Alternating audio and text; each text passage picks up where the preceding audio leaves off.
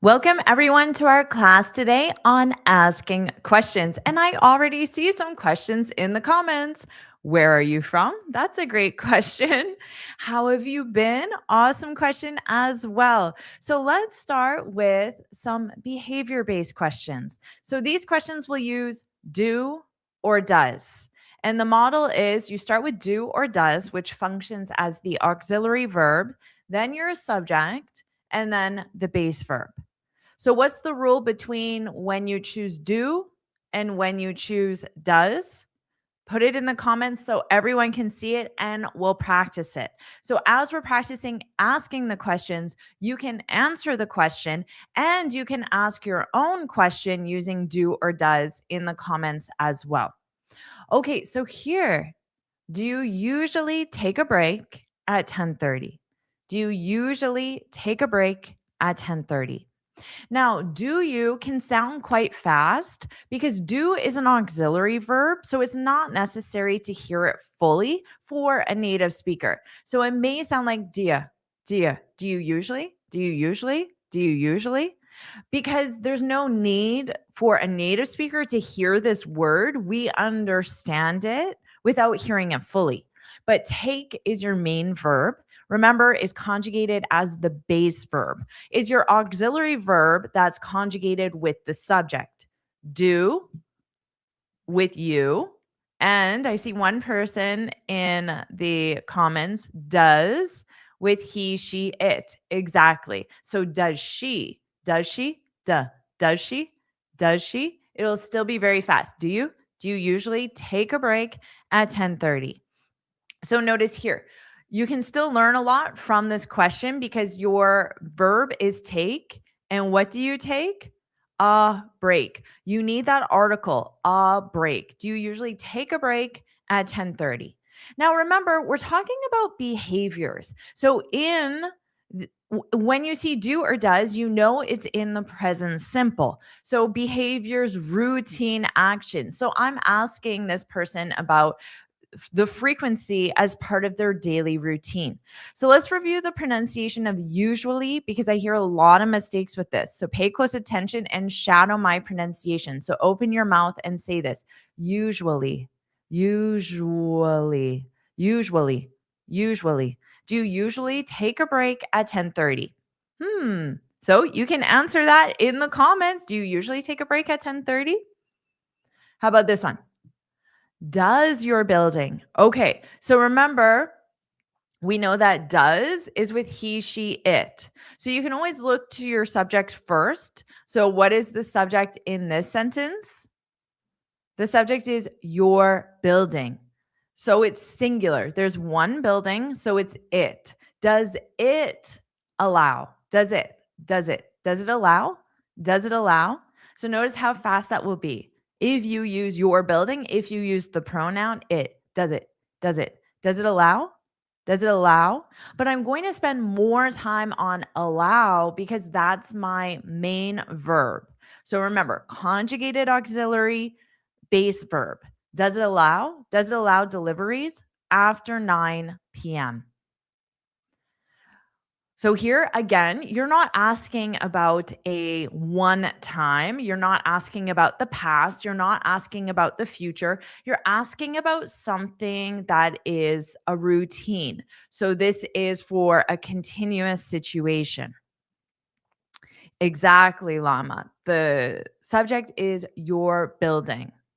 Now, to answer, you would say, yes, my building allows. So in the answer, your main verb would be conjugated. Yes, my building allows. You would add the S to allow because allow is your main verb. But in this case, do or does, that's what is conjugated. Yes, my building allows deliveries after 9 p.m.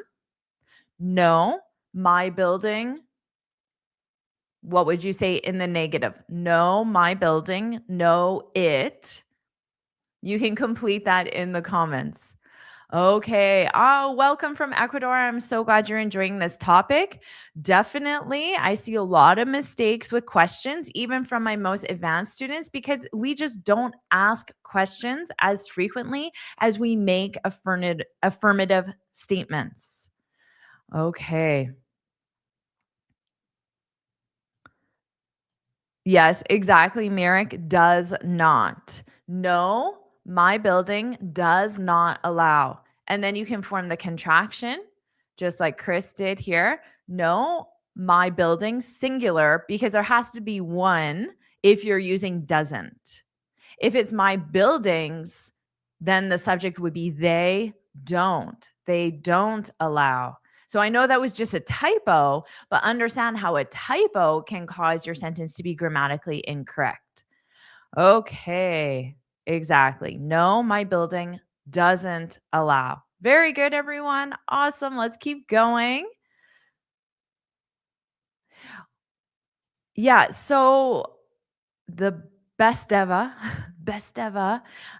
This is grammatically correct, but it's not your regular sentence structure. So the regular sentence structure for positive statements is to take your main verb and to conjugate it. Okay. What you're doing is you're making an emphatic statement. My building does allow deliveries, but we usually use this to clarify information or if you really want to emphasize, but it isn't the regular sentence structure. So the regular sentence structure is my building allows. But if you knew that and you wanted to use the emphatic form, then great job. This is correct. Well done. Okay, let's keep going.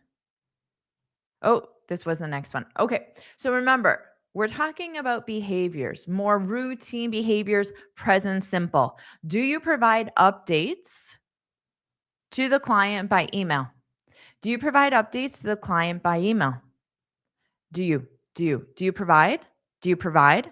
So notice how fast that do you is, but you'll hear provide. Do you provide? Do you provide? Do you provide updates? So your main verb is provide. That's in the base verb form. Updates is a noun. Update can be a verb to update someone. Can you update me? Can you update me? Can you give me an update? Can you provide an update? So you can use give or provide. Now that those are the verbs and then update becomes the noun. In the singular, you would need an article, an update, an update. But because it's plural here, updates, you don't use an article. Do you provide updates to the client by email? So by and then form of communication by email, by text, by WhatsApp, by phone, whatever it is. Okay. And then you can answer yes or no. Okay, again, this is the emphatic, but really we only use the emphatic for specific purposes. So I want to make sure you're using the sentence structure properly because in positive sentence structure, you do not use an auxiliary verb. Okay? When you do the short form of the question, of the answer, you use the auxiliary yes, I do. Yes, I do. But when you provide the positive answer, you would say, yes, I provide updates to the client. Okay. So you do not use the auxiliary verb unless you're using the emphatic sentence structure. But that's not, we don't use that to answer every question. We use it to clarify or to emphasize the answer. Okay, exactly. Yes, we always provide. You can absolutely use an adverb of frequency like Natalia did here. Yes, we always provide. Yes, we usually provide. Yeah, we sometimes provide. Okay. Or no, I don't provide updates to the client by email. Exactly. Very nice. Now, Natalia answered with we, which is great, and Llama answered with I, which is great as well. So you can use both because it's not clear if you is just to one person or You in the sense of your team. Let's keep going. How about this? Does your family visit you often? Does your family visit you often? So notice the adverb of frequency can come at the very end in a question form. Okay. Does your family visit you often? Does your family visit you often? Does your, does your family, does your family. So family is it. He, she, it. That's third person singular. Now, family, it's a collective, it's conjugated as it. Okay, in American English, family is third person singular. My family visits me often. Yes, my family visits me often. Unfortunately, they do not. Exactly. So, this is the short form of the question. Unfortunately, they don't. Unfortunately, they don't visit me often. All right. Excellent job. How about this one? Well, how about this one? Comment yes, yes, yes in the comments if you're enjoying this lesson. Like this lesson so I know you're enjoying it. And it's a great way to show your support. And also subscribe. Subscribe so you're notified every time I go live, every time I post a new lesson. And also subscribe because I ask for feedback on lessons and I ask for feedback on what news review to do every week. So when you subscribe, you'll be notified of all my community posts where you get the chance to share your input, request lessons, and give your feedback as well. All right. I'm so glad everyone is enjoying the lesson. Woohoo. That makes me so happy. And also, don't forget, I have this free speaking guide where I share 6 tips on how to speak English fluently and confidently. You can look in the description for the link to download it, or you can just go to my website, jforrestenglish.com, and you will see it right there. Just enter your name and email, and this will be emailed to you. And you can print it like I did, or you can just save it to your computer. And thank you so much, Ariel, for your support. I greatly appreciate that. All right, everyone, let's keep going. What's our next question?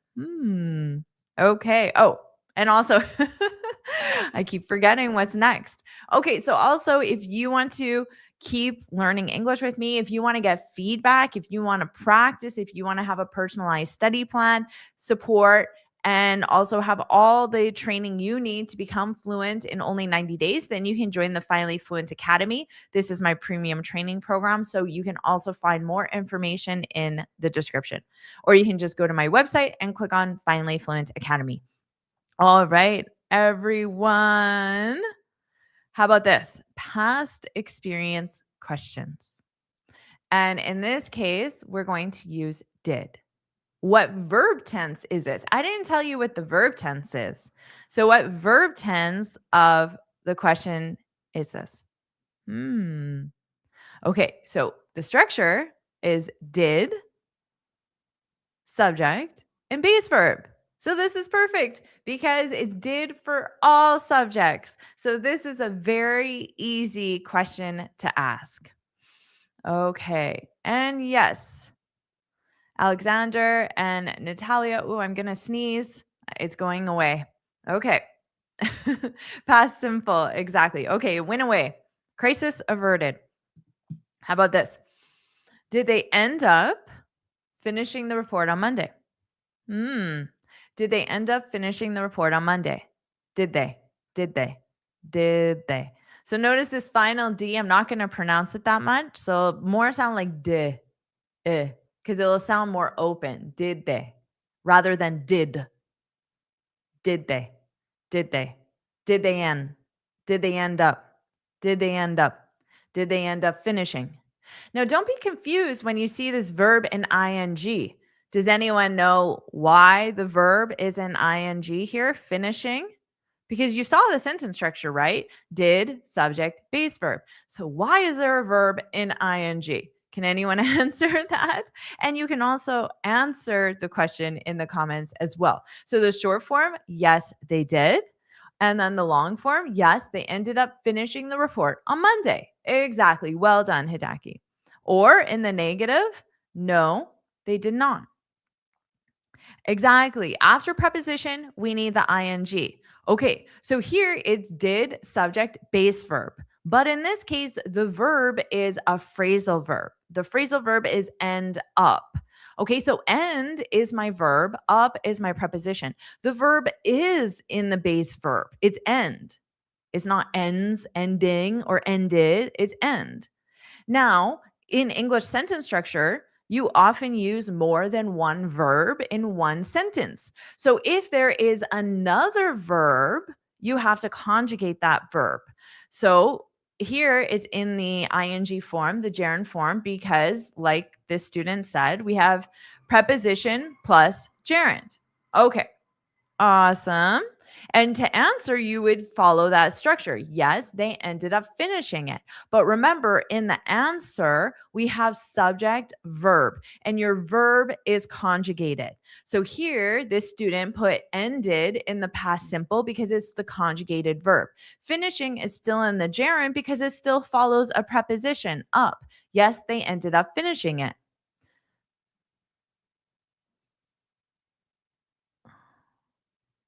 All right. Yes, exactly, Merrick. Well done.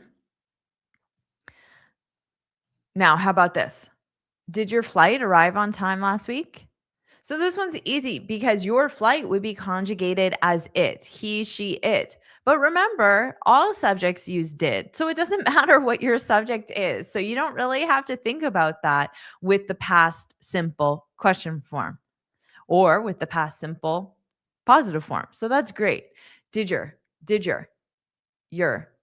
So dy combination phonetically forms a J.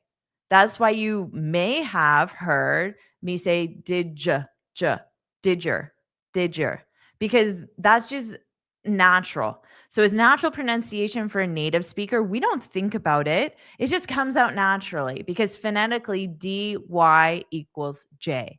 So I could say did your, but it takes more effort to do that. And many native speakers just speak quickly and they don't want to put in the effort to enunciate their sounds. So it will be more natural and fast. Did your flight arrive on time last week? Did your flight arrive on time last week? Okay. So you can answer. Here we have a negative. No, it didn't arrive on time last week. Exactly. So great job taking your flight and taking it and changing it into your pronoun. He, she, it. And then there's no difference with the conjugation. No, it didn't arrive on time last week. Very, very nice. You can absolutely just say, "It didn't. It didn't." You don't have to include no because didn't is the negative. So I don't need the word no to understand that it's negative for sure. So you would say, "Yes, it did. Yes, it did," because it's your flight. It's not you. So it's yes, it did. Yes, it did. Yes, it did. Yes, my flight was on time last week. Very nicely done. So in the positive, instead of using arrive, this student used the verb to be. That's great. Absolutely. Well done. Natalia. It was delayed as usual. Yeah, so you don't always have to use the same grammar as the question. It's easy in a language exam, it's easy to do, but in natural conversation, it doesn't happen all the time. A native speaker would absolutely just use a different verb or say something totally different, like Natalia did. It was delayed as usual. Very nice. Very nice. How about this? Did the restaurant did the restaurant live up to the hype? Did the restaurant did the did the did the restaurant did the restaurant live up to the hype? So here, to live up to the hype, this is an idiom. To live up to the hype. To the hype. To the hype. To the hype. Live up to the hype. Live up to the hype. Did the restaurant live up to the hype? Okay, so for rhythm, we have live up to the hype. Live up to the hype. So I'm taking this idiom and I'm dividing it into two chunks. Live up to the hype. Live up to the hype. Now, if something lives up to the hype, it means it's as good as expected. So there are all these positive reviews.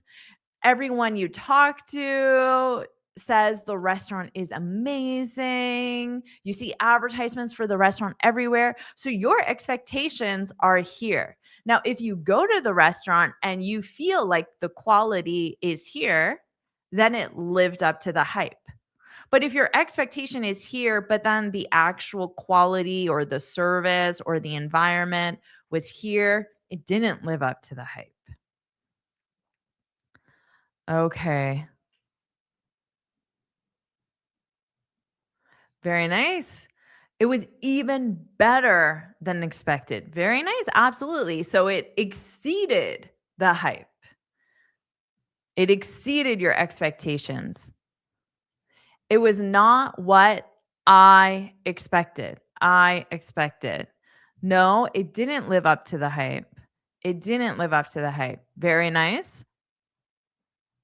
Ooh, Natalia, I'm so glad. This is a very natural expression.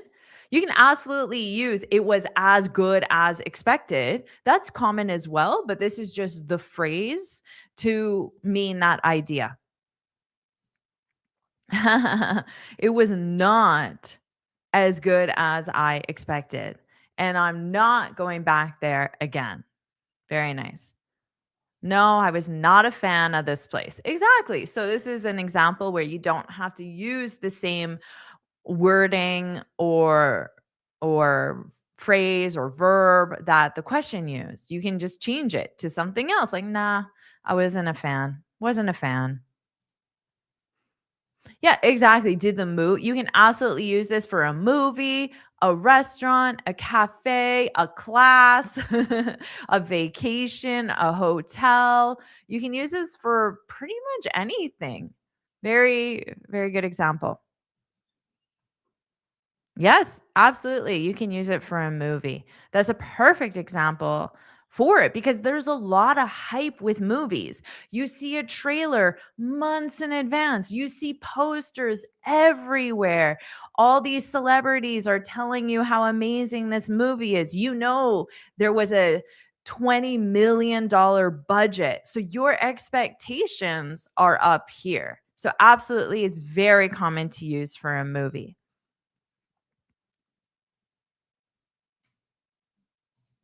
Yeah, for sure, Manuel. You can use this for something specific. You might say the food didn't live up to the hype. So maybe you say something like the service was good. I really like the atmosphere, but the food didn't live up to the hype. So you would just use the past simple. The food didn't live up to the hype. Very nice. You're very welcome. I'm glad I'm glad you enjoyed this one. Okay, how about this? So here, this is not the word it, it's IT, which stands for information technology, and generally the department we just call it IT. So that's what we mean here. Did IT explain how the system works? So this either represents the entire IT team or department, or it's one person who works in the IT department. Either way, it would be third person singular. Not that that really matters because it's the past simple. So there isn't different conjugation based on subject, but it's still, of course, it's important to know, especially if you use a pronoun. Did IT explain how the system works? Did IT? Did IT? Did IT? Did IT explain? Did IT explain how the system works? How the system works. So here, works is conjugated because it's with how something works, how the system works. But explain is your base verb. Did IT explain how the system works? No, they didn't explain how the system works. Yeah, you can absolutely use they in the sense it could be one person from IT, but you don't want to specify a gender. You don't want to say she or he, so you can use they to be the gender neutral pronoun. Very nice. No, they didn't. Yes, they explained how it works. Wonderful, wonderful, everyone. Yeah, IT explained because we're in the past simple. IT explained how the system works. You also need an S on works. So explain in the past simple, work, you need an S. Okay. Did IT explain how the system functions? Yeah, you can use function for sure. It sounds more techy. Okay. Ooh. This weird symbol is supposed to be a smiley face.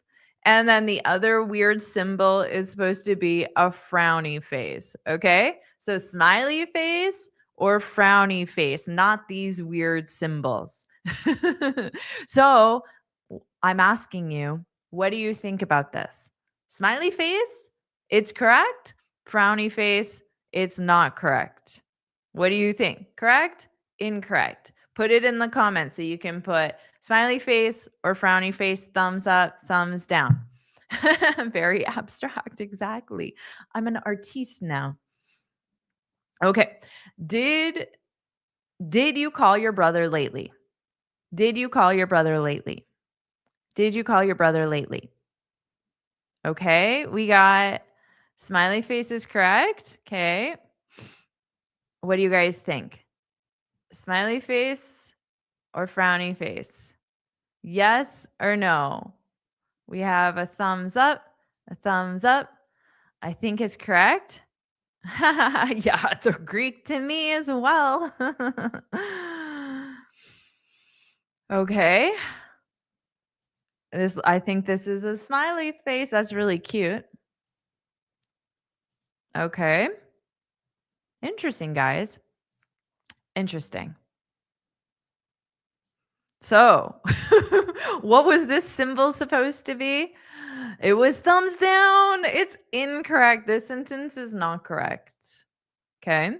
Because you have to look at your time references. Your time references tell you what verb tense you need. And I've underlined the time reference for you, which is lately. Now, lately tells me that it's an action that started in the past and it more continues until now, and we don't know when it will end. So it's more of an ongoing time reference. But the past simple is used for a specific past reference. So we need the present perfect, which takes us on to this one. So, for an ongoing or an unspecified time reference, you use the present perfect, not the past simple. So, the present perfect, there are two auxiliary verbs, have or has, and you conjugate them based on the subject. And then you use your past participle, which is the third form of the verb. Okay, so for the past simple, we were using the second form. And then for the present perfect, we're using the third form, which is the past participle. Thank you very much. I'm glad a native knows the answer. Yes. Have you called your brother lately? Have you called your brother lately? Have you called your brother lately? Have you called? Have you called? And I know one student here got the answer from the beginning. Mirik, Mirik, you got it. Have you called your brother lately? Recently. Exactly. The present perfect. I'm glad I slipped one by you guys, which means you didn't know. Most people said it was correct. Okay, so have you called your brother lately? So have with you, and then called is the third form of the verb. Yes, it's also the second form. Often that happens. The second form is the same as the third form, but not always. As you know, of course, there are many third forms that are not the same as the second form. Okay, so this you could not say. Have you seen your sister yesterday? You cannot say this. Does anyone know why? Okay, so has she seen any good movies recently? Mirik said you can use lately or recently. Lately, recently are markers for the present perfect. Now, because we have she, we need has. So he, she, it has. Now, this is more of an ongoing time reference because I could say, no, I haven't, but it's still possible for me to see a good movie tonight, tomorrow, this weekend, next weekend. So it's still possible. But if you say, did you call your brother yesterday? If I say yes or no, the answer cannot change because yesterday is in the past and it's over, it's complete. So just remember when it's a completed specific past action, we use the past simple. Yes, exactly. Yesterday is a defined time reference. Very nice.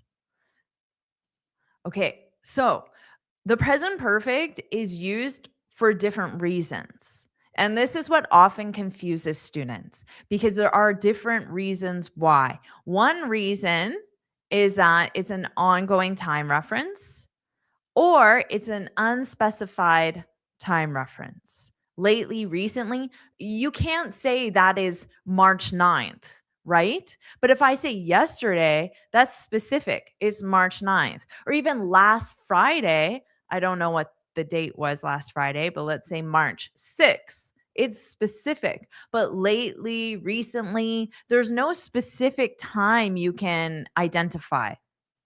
Okay, we also use the present perfect, the same conjugation or the same sentence structure with a completed past action with a present result. Now, in this case of the present perfect, it could be a specific time. Okay, it could be this morning, for example. Now, it's also very common to add the word already or yet. It's not required, which is why I have it in parentheses.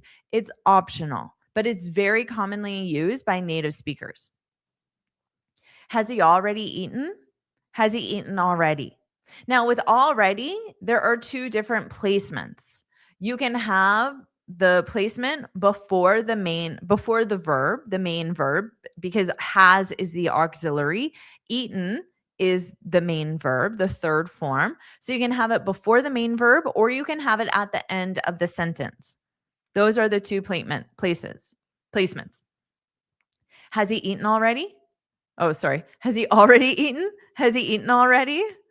Has he already eaten? Has he eaten already? They're both common and they mean the same thing. There's no difference. Okay, so just remember this is a completed past action, but there must be some sort of present result, some sort of connection to the present. So maybe I'm asking because if the answer is no, I'm going to make him a sandwich. But if the answer is yes, then I'm going to watch TV because I don't need to make him a sandwich because he already ate. Okay. So that is the connection to the present. Welcome. I'm so glad you're new here and I'm so glad you're enjoying it. Please subscribe so you're notified every time I post a new lesson. It's great having you here. Let's keep going. How about this? Have they been served yet? Have they been served yet? Okay, served in the sense of if you are a server in a restaurant. So, waiter, waitress, but we don't really use those terms anymore because they're gender terms. We just use server, and that's used for male, female. So, to be served is if I go up to you and I say, here's your water. What can I get you for lunch? And I take your order. Okay. So maybe there's a table sitting there without any food, and you go to your coworker and say, have they been served yet? So if the answer is no, the result in the present is I'm going to go up to that table and take their order. If the answer is yes, I'm going to scroll on TikTok because there's nothing I need to do. Have they been served yet? Have they been served yet? Have they been served yet? So here, notice the sentence structure is to be served because they're receiving the action, they're not doing the action. So if it were the active form, I would say, have you served them yet? But it's the passive form. They're receiving the action. So to be served, served always stays in the ed form, and your verb to be is what's conjugated. In this case, we need the third person, or excuse me, we need the third form of the verb. So that's been. So be, was, were, and then been. Been doesn't change with the subject. Okay. Have they been served yet? Have they been served yet? Have they been served yet? All right. No, they haven't. They are still waiting. They're still waiting to be served. So waiting to do something. You wait for something. So you could say they're still waiting for their server. So their server is a something, someone. It's a noun. So you wait for noun. You wait to do. So you want the infinitive. No, they haven't. They're still waiting to be served.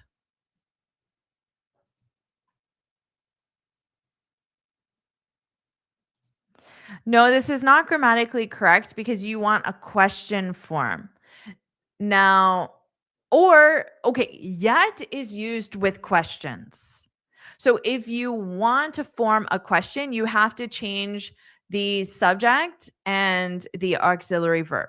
Now, if you want to form a sentence, a positive sentence, you would say, yes, they have already been served. So in a positive sentence, we use already, not yet. Yet is used with questions. Good. I'm glad you wrote that. Let's keep going.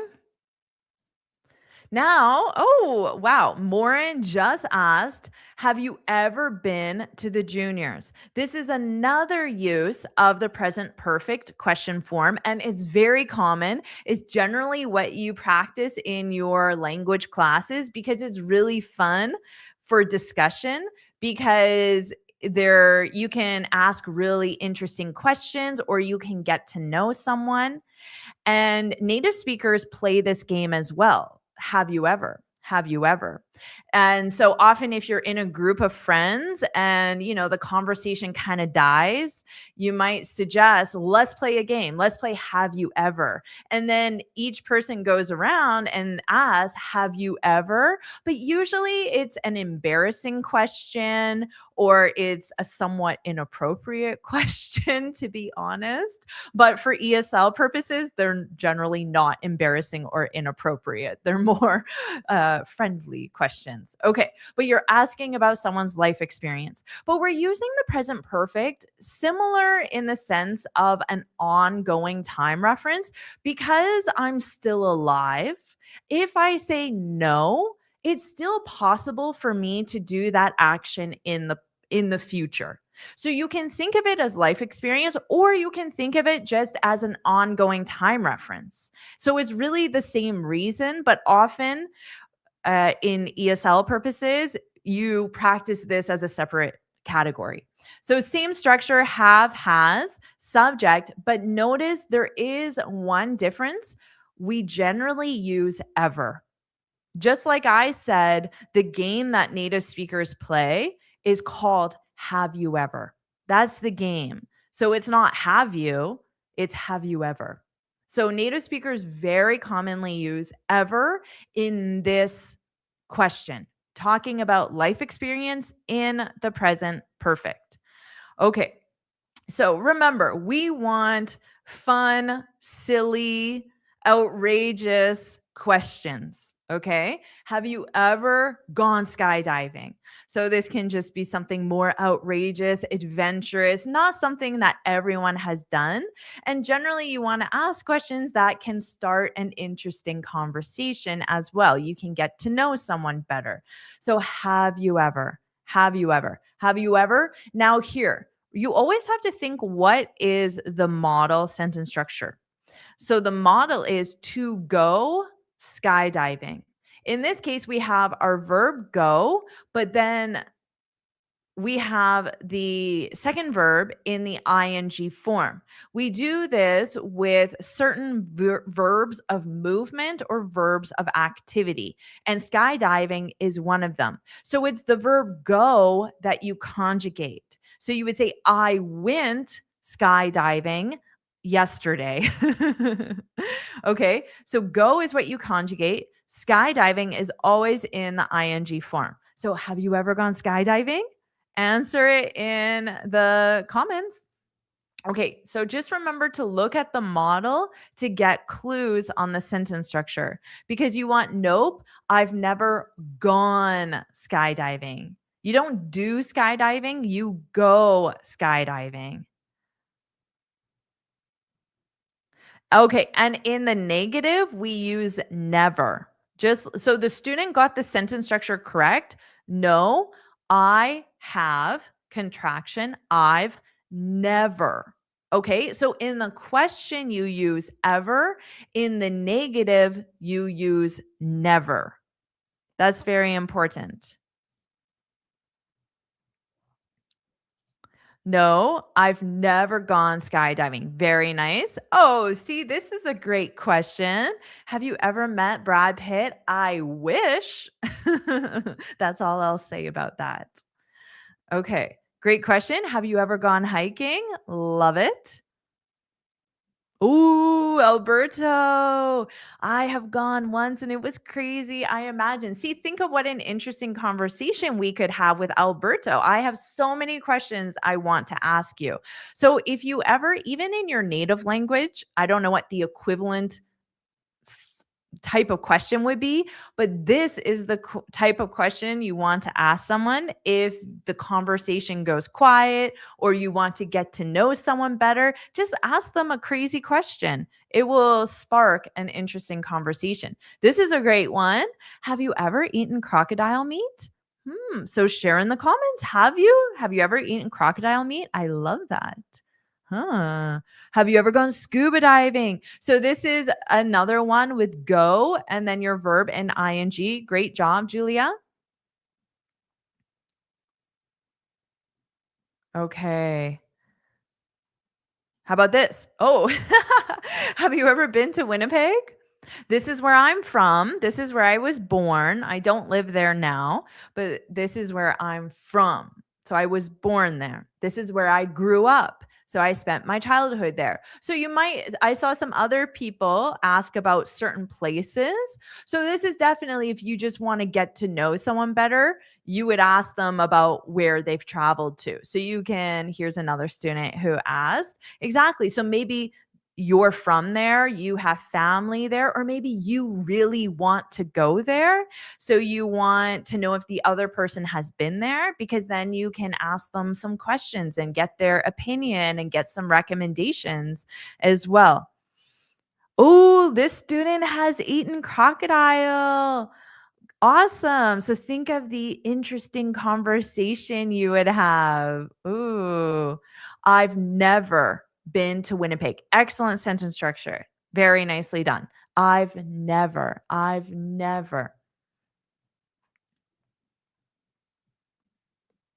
Exactly. Have you ever been to Mexico City? Very nice. Have you ever been to India? Exactly. Have you been to Japan? Very nice. Yeah, so ever is not required grammatically. You can absolutely say, have you been to Japan? It's just very commonly used by natives. Have you ever been to New York? Exactly. Awesome job, everyone. Okay. Has she ever broken her arm? This could be an interesting question.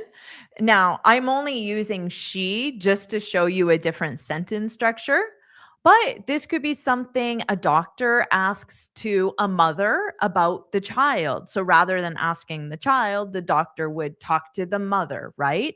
Or a teacher talking to a parent rather than to the child. For example, has she ever broken her arm? So just remember when you have he, she, it, you need has. Has she? Has she ever? Has she ever? Has she ever broken her arm? So what about you? Have you ever broken a bone? So her arm is a specific bone. But if I say, have you ever broken a bone? You could tell me about a leg, an arm, your wrist, your ankle. So it's any bone in your body. Have you ever broken a bone? Okay, Hidaki answered, yes, she has broken her arm before. Exactly. Yeah. And then you could use a quantity. Yes, she's broken her arm once. She's broken her arm twice. Hopefully, not more than that. Okay. Oh, very nicely done. Okay. Manuel did something very smart. Yes, she broke her arm 10 years ago. Thank you, Manuel. Because if you use a specific past time reference, like yesterday, last summer, last year, 10 years ago, in 2010, whatever it is, you must use the past simple. Even if the question is in the present perfect, if you want to give an answer with a specific past time reference, you must use the past simple. Thank you, Manuel, for writing that. That's awesome. I've broken my arm once. I have never broken any bones. That's awesome. Let's keep it that way. Yes, exactly, Horatio. When I was a child, I broke my arm playing soccer. Yes, very nice. Past simple, even though the question is in the present perfect. So often in these have you ever, your answer can be in the past simple for sure.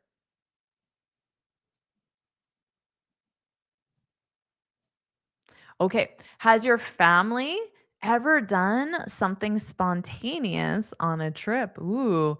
So again, wanting to use a he, she, it for a subject. So your family is conjugated as it. Has it? Has it ever? Has your family ever done something spontaneous? So spontaneous could be that you decided to go on an excursion and you didn't plan it. Well, maybe you decided to go skydiving just spontaneously. So, in the moment, you're walking by, you see a poster for skydiving, and you say, guys, let's do it. And then everyone says, let's do it. And then you didn't plan it. So, that's spontaneous, unplanned, unplanned. But we usually use it for more important things because, of course, many things are unplanned. But it's something that sounds more interesting than just a routine thing. Yeah, exactly. Yeah, is the idiom is to play something by ear. To play something by ear.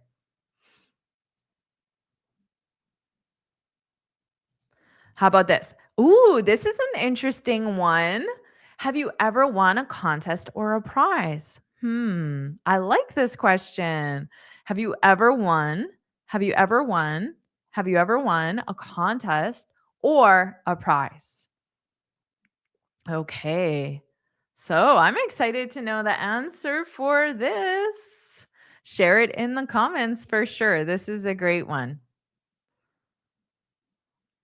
Yeah, we decided to play it by ear.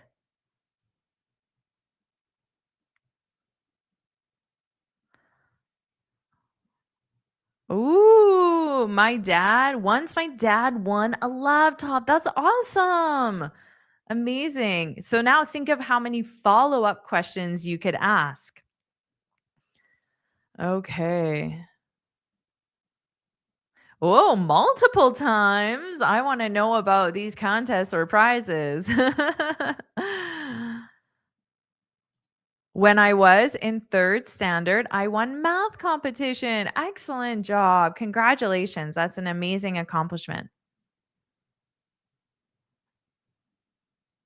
A prize could be just like this student said, if she's in a math competition. So the person who gets the most marks is in first, and then second, and then third. So that could be, and then the prize could be just the fact you got first place, or it could be a trophy, a ribbon, maybe a gift certificate. So that could be a prize. No, I've never won any contest. And then a contest, well, that could be the same as I just described, or it could where there's skill involved. So you can think of a math contest. It can also be called a competition. Or maybe it's just something that you just enter your name and you put it in a box and it's totally random and someone just picks out a winner and it's you. So it could be based on skill, but it could also just be based on pure luck. But that goes for a prize as well. Oh, have you ever won a prize for teaching us? No, I have not.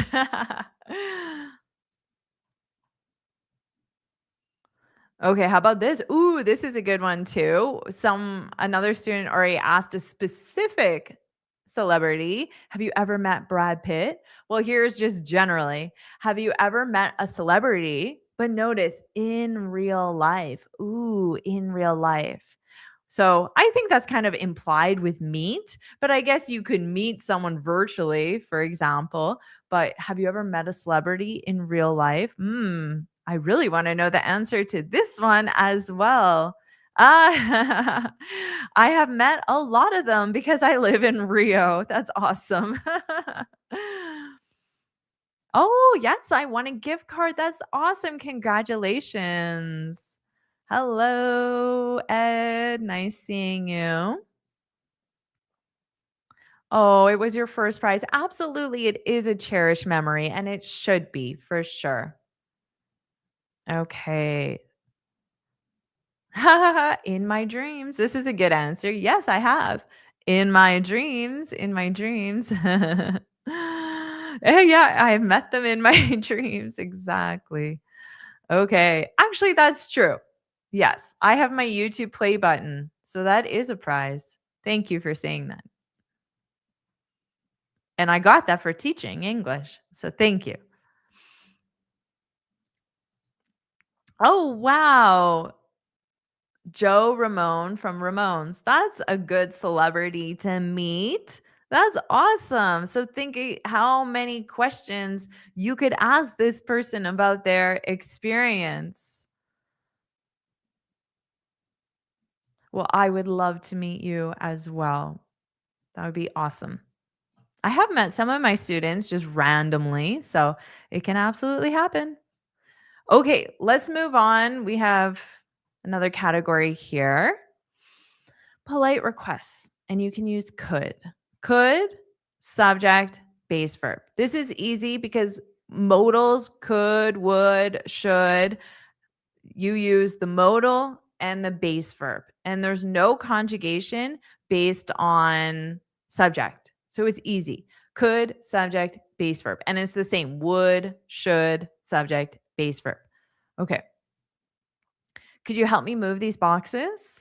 So this is a polite request. I'm using could to sound a little more polite. Could you help? Could you? Could you? So the same thing that could you? Could you help me move these boxes? Could you help me move these boxes? How about this? Could you recommend a good place to get a coffee? So again, just a polite request. So instead of can, you can use could. Could you recommend? Could you recommend a good place to get a coffee? No, I'm sorry. I'm busy now. I can help you move those boxes. Okay. Could you remind me how that app works? So this is a common one. Could you remind me? Could you remind me? So maybe if you were assigned something and you forget, you might go up to your manager and say, "Could you remind me what the requirements are, or could you remind me when the project is due?" You're acknowledging that they've told you before, but you're doing it in a polite way. So hopefully your manager will be understanding and just give you the information and not be upset that you didn't remember.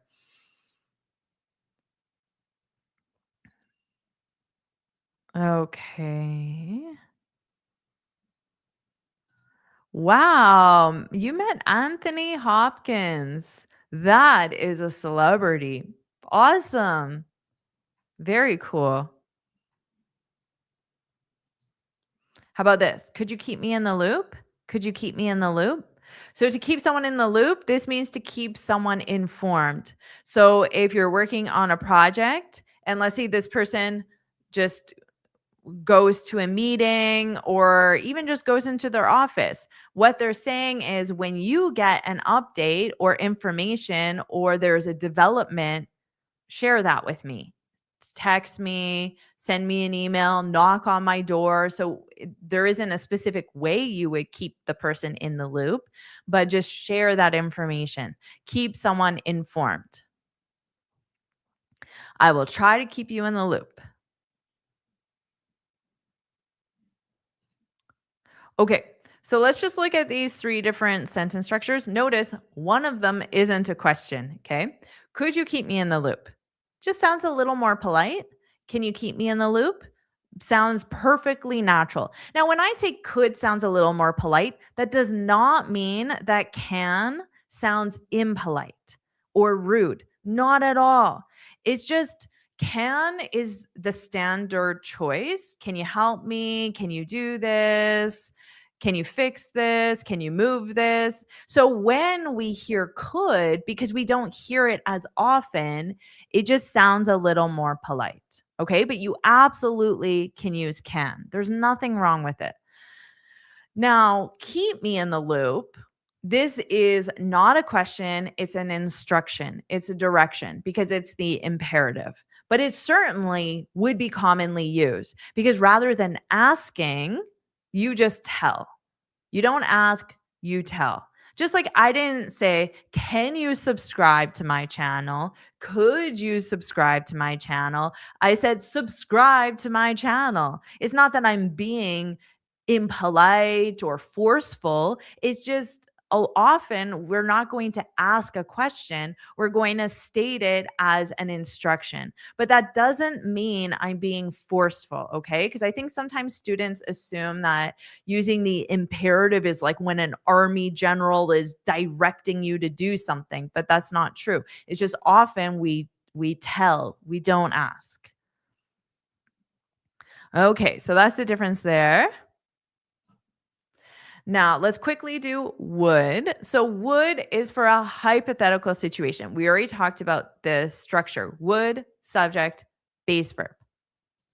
So, would you travel to Mars if you had the chance? So, this is a hypothetical situation.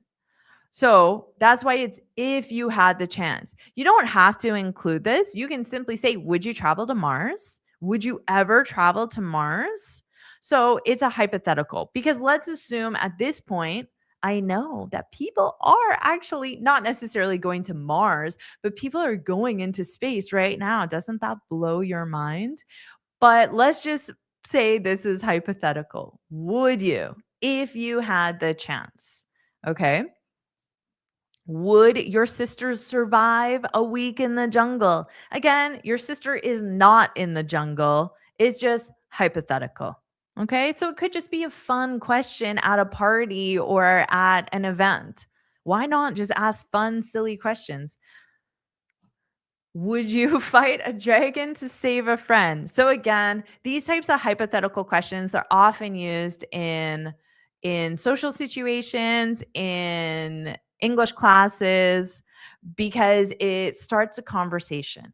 and it gets you talking. And that's the whole point. So, icebreakers at the beginning of a conference or a new job, there might be some icebreakers where you have to ask or answer these types of questions as well.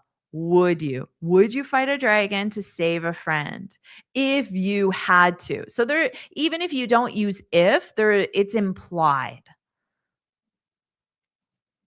Now, we also use would for preferences. So you can use rather or prefer in this structure. It's very commonly done. You already know this. So you would say, would you rather work in a team or alone? So these are also very common in icebreakers, social situations, and of course in language classes. Would you rather work in a team or alone? Would your team prefer, so two choices, day off, cash. Day off, cash. Ooh, that's a good one. And this is as a bonus. So there's a bonus available. Day off, cash. Would your team prefer a day off or cash as a bonus? Would you rather read a book or watch a movie? Again, you're most likely or comfortable with these types of questions. Just remember, would you rather and then base verb. Would your friends prefer a quiet dinner or a party? So in this case, it's not necessarily hypothetical because it's absolutely possible that this person is planning the event. So the person wants details on the preferences so they know what type of event to plan. A quiet dinner or a party? What do you want for your birthday? Would your friends prefer a quiet dinner or a party? So in this case, they're not necessarily hypothetical. Now, we also use would for willingness. Now, this is a student who asked the difference between could and would. Okay, so it's subtle but important. So in this case, you may use ever, but it's not required. That's why it's in parentheses here. So, would you help me move this weekend? Hmm. Would you help me move? Because remember, before it was, could you help me move? But this is, would you help me move this weekend? So, let's say a native speaker asks another native speaker, could you help me move this weekend? Do you know what a common reply is? I could. And then that's it. Now, this is kind of a joke. Do you get the joke? Because could is just used for possibility. Okay.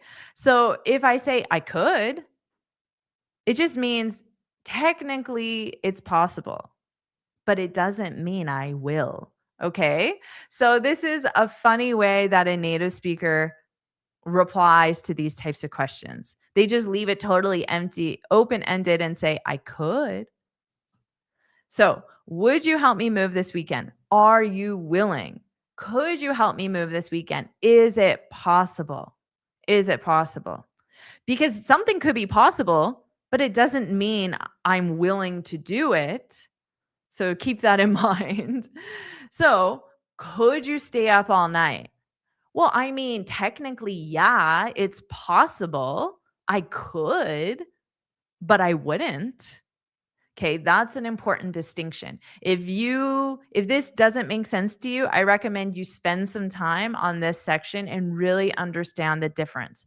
Could you stay up all night? I could, but I wouldn't.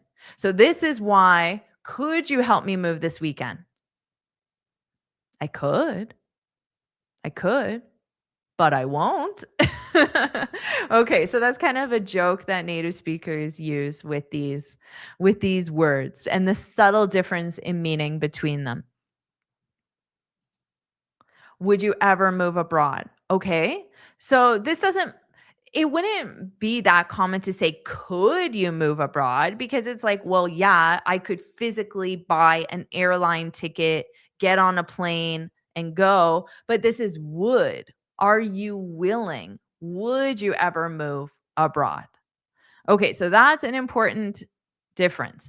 And with that, we will end our lesson today. So remember, I have this free speaking guide where I share 6 tips on how to speak English fluently and confidently. So remember, you can get this from my website. Just go to jforceenglish.com or look for the link in the description, and this will be emailed to you. And also remember, if you want to keep improving your English and you want my help, my personal support, and you want my premium training, you can get that in the Finally Fluent Academy. This is a complete program to give you the training, the guidance, and support that you need to understand real English and sound fluent in only 90 days. So you can find the link in the description as well. And if you enjoyed this lesson, put yes, yes, yes. And again, I'm not asking, I'm telling, put yes, yes, yes in the comments and like this lesson so I know you enjoyed it. It's the best way that you can support this channel as well. So please like this lesson and also subscribe so you're notified every time I post a lesson, every time I go live. And thank you so much for your support. It greatly helps me keep improving the channel, keep investing in the channel as well, so I can keep providing great lessons for all of you. And I'm so glad you enjoyed the lesson. This was fun. I got to know you a little bit better. Bye, Julia. You're very welcome. My pleasure. Thank you so much for coming and participating. I love when my students participate. You're very welcome. All right, everyone. I will see you in my next one. Bye.